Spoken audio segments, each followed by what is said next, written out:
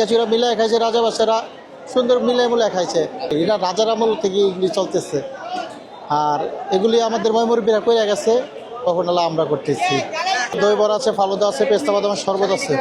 এটা হচ্ছে দই বড়া, ছোটো বাটি 100 টাকা, বড় বাটি 200 টাকা। পেস্তা বাদামের শরবত লিটার 200 টাকা, হাফ লিটার আছে 100 টাকা, 200 টাকা, আর হাফ কেজি 100 টাকা। করি না, আমারও আগে অনেকেরা শুরু করছে, আমারও 2 পুরুষ আগে ধরেন এগুলি করে গেছে। চকবাজার ধান খাচ্ছিল তখন থেকে এগুলি চলছে।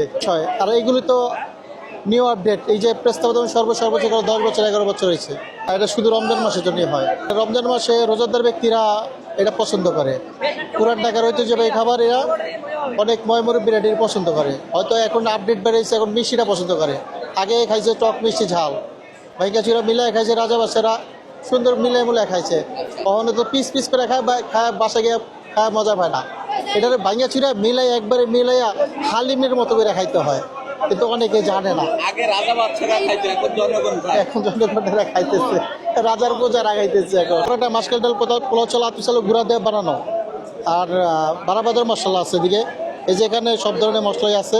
এগুলি 17 বছর বড়া তৈরি করা হয়, তারপর টক দই, এরপর বিভিন্ন আইটেম মশলা আছে। বারাবাদর মশলা 40টা আইটেমের মশলা আছে এখানে। কাঁচামরিচ, ধনিয়া পাতা, পুদিনা পাতা ব্লেন্ড করা আছে।